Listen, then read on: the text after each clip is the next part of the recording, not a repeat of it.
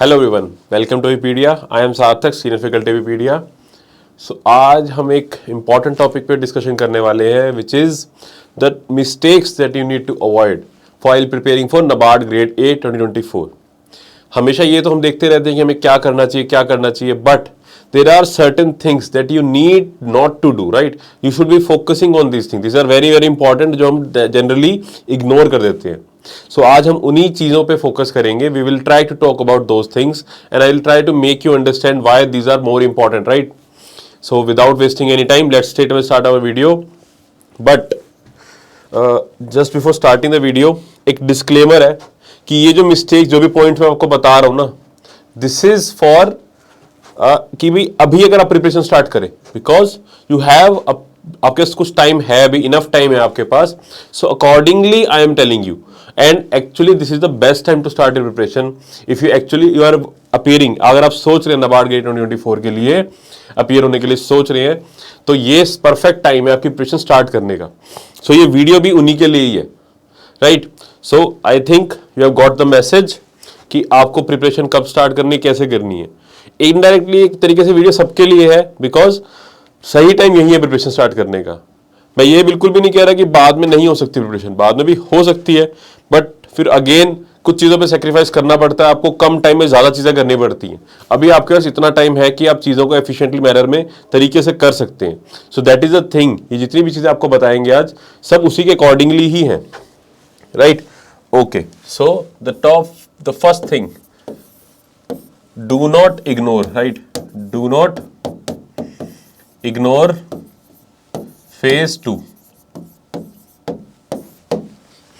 Do not ignore phase 2. Just see here. Never ever ignore phase 2. अभी आपके पास इतना time ज़रूर है. You definitely have this much of time कि आप आराम से phase 2 की प्रिपरेशन भी साथ के साथ कर सकते हैं. Because एक चीज़ और है इसके अंदर, लेट्स टॉक अबाउट इट. थोड़ा इसके बारे में देखते हैं कि what actually mean do not ignore phase 2. अगर आप फेज 1 प्लस फेज 2 इन दोनों का अगर आप सिलेबस चेक करेंगे ना, if you will check the syllabus या पैटर्न भी चेक करेंगे, सो यू विल रियलाइज कि बहुत कुछ ओवरलैप कर रहा है. इनफैक्ट 80% से ज़्यादा चीज़ें ओवरलैप करेंगी आपकी. मोर देन 80% चीज़ें क्या करेंगे आपकी? ओवरलैप. तो आप स्टैंड अलोन फेज 2 की तैयारी भी नहीं कर सकते, स्टैंड अलोन फेज 1 की तैयारी भी ऐसा नहीं हो सकती. तो अगर आप फेज 2 की तैयारी अच्छे से करेंगे, राइट, तो कहीं ना कहीं आपकी फेज 1 की तैयारी भी हो रही है साथ साथ. या फिर आप इसको ऐसे समझ सकते हैं कि दोनों की इंटीग्रेटेड प्रिपरेशन करनी है आपको फेज 1 और फेज 2 को दोनों को दिमाग में रखते हुए अकॉर्डिंगली आपको प्रिपेयर करना है. तो इसका मीनिंग क्या होता है, मैंने बोल तो दिया आपको. इसका मीनिंग है कि आपको जो डिस्क्रिप्टिव वाला पार्ट है ना, फेज 2 के अंदर क्या आता है आपका? डिस्क्रिप्टिव पार्ट आता है एक. आपको उसकी प्रैक्टिस भी करनी है साथ साथ, राइट? आपको डिस्क्रिप्टिव सेक्शन की प्रैक्टिस भी करनी है. और इससे ज्यादा इंपॉर्टेंट चीज, previous year papers both phase 1 as well as phase 2 दोनों के करने हैं आपको समझ में आएगा. आप देखोगे ना, पिछले साल के क्वेश्चन देखोगे, आपको एक्चुअली चीजें तभी समझ में आती हैं. सिर्फ सिलेबस देख कभी समझ में नहीं आएगा. Previous year question plus syllabus दोनों को साथ में सिंथेसाइज करते हुए चलोगे तभी बात बनेगी. प्रीवियस ईयर पेपर भी बहुत ज्यादा जरूरी होते हैं. उन्हीं को देख के समझ में आता है कि भाई कौन से सेक्शन से क्वेश्चन पूछे जा रहे हैं आपसे ज्यादा, किस टॉपिक से पूछे जा रहे हैं, किस टाइप के क्वेश्चन पूछे जा रहे हैं, राइट? अगर आप फॉर एग्जाम्पल अपने पिछले 2 साल से पैराग्राफ बेस्ड क्वेश्चंस आने लग गया नाबार्ड के अंदर, एक इतना बड़ा पैराग्राफ दे देंगे आपको कंफ्यूज करने के लिए, जबकि क्वेश्चन सिर्फ लास्ट टाइम के अंदर सिंपल सा क्वेश्चन छुपा होगा. लेकिन बच्चे वहीं घूमते रह जाते हैं, पूरे पैराग्राफ को देख के डर जाते हैं. कई बच्चे डर जाते हैं, कोई कंफ्यूज हो जाते हैं. तो इन चीज़ों को एनालाइज करना बहुत ज़रूरी है. एंड मोस्ट प्रोबेबली ये वाला पैटर्न आगे भी फॉलो होने वाला है, बट 100% श्योरिटी से नहीं है. बट आपको अपनी तरफ से सब कुछ प्रिपेयर करके जाना है. ये सब चीज़ें आप कब कर पाओगे? जब आप प्रीवियस ईयर क्वेश्चंस को देखोगे, अच्छे से सिलेबस को देखोगे, एग्जाम के पैटर्न को थोड़ा समझोगे, इंपॉर्टेंस समझोगे चीज़ों की, फेज 1 फेज 2, राइट? फेज 2 के अंदर कौन कौन सब्जेक्ट्स आ रहे हैं, फेज 1 के अंदर कौन सब्जेक्ट्स आ रहे हैं, किस टाइप से प्रिपेयर करना है, कितनी डेप्थ तक प्रिपेयर करना है. फैक्ट्स भी अगर पूछे जा रहे हैं तो किस टाइप के फैक्ट्स पूछे जा रहे हैं, क्या स्टैटिक से ज़्यादा पूछे जा रहे हैं, क्या करंट से ज़्यादा पूछे जा रहे हैं. All these kind of different questions, बहुत सारे क्वेश्चंस बनते हैं इस टाइप की. सारी की सारी क्वेरीज है ना आपकी इन चीज़ों को करने से रिजॉल्व होंगी, राइट? एक स्टेप बढ़ाइए पहले आगे आप. एक स्टेप बढ़ाइए, आगे वाली चीजें अपने आप फिर लिंक होती चली जाएंगी।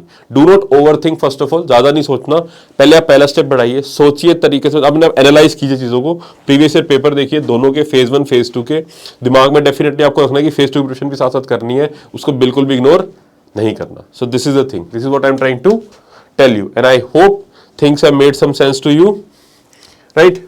Okay, now the second thing, ये तो मैं बता भी दूंगा, लेकिन तब भी यहां पर 90% बच्चे इसकी गलती करते हैं, ये वाली, they wait for the notification. Notification आएगी, फिर तैयारी करेंगे, फिर देखेंगे तो ऐसे करना है कैसे नहीं करना। ये सबसे बड़ी मिस्टेक यहीं पे प्लंटर यहीं पे करते हो आप, राइट? आपको नोटिफिकेशन की वेट नहीं करनी। What you need to do, आपको अभी से जो स्टैटिक पार्ट है, ARD का क्या स्टैटिक पार्ट आता है, राइट? बट इससे पहले एक चीज और बता दूं आपको, नोटिफिकेशन आने के बाद आपको ज्यादा टाइम मिलता भी नहीं है। You hardly gate 70-75 days maximum, इससे कम ही टाइम होता है जनरली। उसके बाद फटाफट महीने के अंदर आपसे फेज 2 भी ले लिया जाएगा, और फिर इंटरव्यू और देन रिजल्ट आ जाते हैं। तो आपको वहां पर इतना टाइम नहीं मिलेगा, लेकिन अभी आपके पास इनफ टाइम है, तो आपको इस टाइम को बहुत जडिशली यूज करना है, अपने प्लस के लिए यूज करना है, कि आपको गेन हो कहीं ना कहीं, चीजें आपके लिए थोड़ी ईजी रहे। तो उसके लिए आप क्या कर सकते हैं, सबसे पहले जो ARD का स्टैटिक पार्ट है, एग्रीकल्चरल रूरल डेवलपमेंट का स्टैटिक पार्ट, उसको डेफिनेटली प्रिपेयर करके रख ले अच्छे से। वो तो फिक्स है, चाहे नोटिफिकेशन आए चाहे ना आए, मतलब नोटिफिकेशन चाहे आ जाए चाहे कल आए, मीन, राइट? तो ऐसा तो है नहीं कि सिलेबस चेंज हो जाएगा, ये तो फिक्स रहना है, स्टैटिक का पार्ट उतना ही रहना है। तो इसको तो पहले से प्रिपेयर कर सकते हैं ना अच्छे से, तो इसको अच्छे से प्रिपेयर कर ले, राइट? इसके अलावा keep updating the current affairs. Current affairs को डेली बेसिस पे अपडेट करना है आपको, उसको वीकली रिवाइज करना है, मंथली रिवाइज करना है, और थोड़ा सा फोकस आपको इसके ESI वाले सेक्शन पे रखना है, कि जो करंट अफेयर्स हैं आपके, government schemes and all, right, उन पे फोकस करना है। But what I am trying to tell you, आपको स्मार्टली प्रिपेयर करना है, कि आपको उन चीजों को पहले प्रिपेयर करके रखना है जिससे नोटिफिकेशन में बिल्कुल इफेक्टिव पड़ रहा है। करंट अफेयर्स का ऐसा होता है कि थोड़े से आपको नियर जो नोटिफिकेशन ये कम से कम 5-6 महीने, राइट? हमारा रूल होता है 3, 6 और 9 मंथ्स का, ऐसे कि सबसे ज्यादा इंपॉर्टेंट पहले लास्ट 3 मंथ्स के, देन उससे ज्यादा 6 मंथ्स के, और उससे ज्यादा फिर 9 मंथ्स के। अभी आपके पास टाइम है, आप आराम से प्रिपेयर कर सकते हैं, सो दैट आपको 9 मंथ्स के प्रिपेयर हो। अपनी तरफ से पूरा प्रिपेयर करके जाना है, अपनी तरफ से कोई कमी नहीं छोड़नी, तभी बात बनेगी। ये टारगेट होना चाहिए आपका, कि मैंने सब कुछ करके जाना है, सो दैट एग्जाम क्लियर हो। तो आपको अच्छे से इसीलिए पहले स्टैटिक पार्ट कर लीजिए, करंट अफेयर्स भी कर लीजिए, मिनिमम इतना तो जरूर करके रखना नोटिफिकेशन से पहले, चाहे और कुछ होना हो, इतना तो करना ही करना, राइट? नोटिफिकेशन की वेट नहीं करनी, ठीक है? अपना एग्जाम के लिए प्रिपेयर करना स्टार्ट कर दीजिए अभी से ही, right? So this is the second thing that I want you to avoid. Then the third thing is, do not completely ignore the qualifying subjects. होता क्या है कि आई नो, सी फेज 1 के अंदर आपके आते हैं कुछ मेरिट सेक्शंस आते हैं, कुछ नॉन मेरिट सेक्शंस आते हैं। आई नो कि नॉन मेरिट सेक्शन की इतनी इंपॉर्टेंस नहीं है। नॉन मेरिट सेक्शन है जो आपका, जिसको आप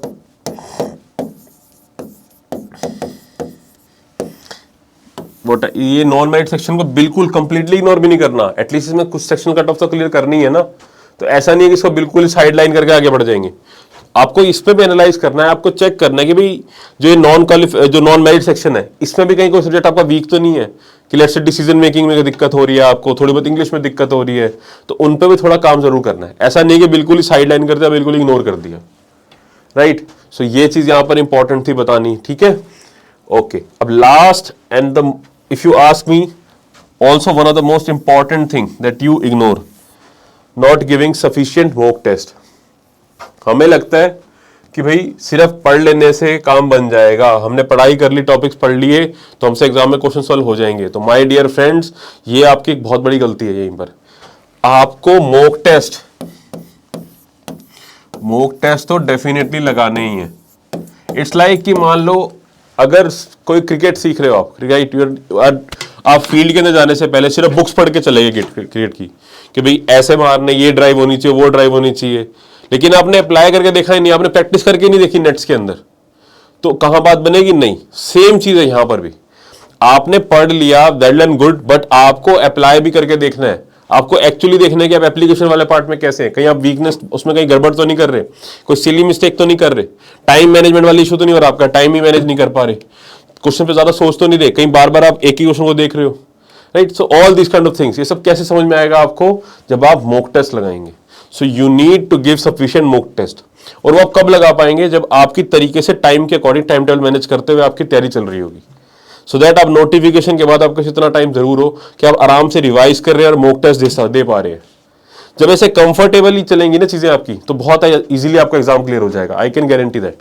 प्रॉब्लम होती है कि 99% स्टूडेंट्स ये चीजें इसको अप्लाई नहीं कर पाते, वो सिर्फ सुनते हैं बट करते नहीं। अगर आपको 99% का पार्ट होना है तो it's up to you, but what I am trying, what my aim is to bring you in the 1%, जो टॉप 1% है, जो अप्लाई कर रहे हैं और एग्जाम को क्लियर कर रहे हैं। सो इन चीजों को प्लीज इग्नोर ना करें। And to help you out in that, I have a wonderful option for you, the NABARD grade A complete course. अभी पीडिया आपके लिए कंप्लीट कोर्स लेके आया है नाबार्ड ग्रेड ए के लिए। Phase 1, phase 2, everything is here, right. सब कुछ मिलेगा आपको, वन स्टॉप सोल्यूशन है आपका। आपको चाहे आपके टेस्ट सीरीज चाहिए, राइट, आपको recorded classes, PDF, study material, weekly test, web notes, month आपकी test series, everything, you just name it, we have it. And the biggest thing is also which is included in this is the test, आपकी वो mentorship, right. You will be getting the mentorship also here, complete mentorship मिलेगी, बिल्कुल guidance programme चलेगा आपको। It will make sure कि आप कहीं भी अपनी डायग्रेस ना हो, अपने एम से, अपने मिशन की तरफ ही बढ़ते रहे, right. All this things will be followed here. इसका रजिस्ट्रेशन लिंक नीचे डिस्क्रिप्शन बॉक्स में मिल जाएगा आपको। सपोर्ट नंबर पे कॉल करके आप पूछ सकते हैं, कोई भी क्वेरी है आपकी, right. I will really suggest you to go for this course, so that आपका जो एम है नाबार्ड ग्रेड ए के अंदर एक ऑफिसर बनने का, एक ग्रेड ए लेवल का, अपने एक स्टेबल करियर का, right, you get to it, and this will definitely gonna help you out in that. So with this, I wish you good luck for your future endeavors. Until our next video, take care and bye-bye. Thank you.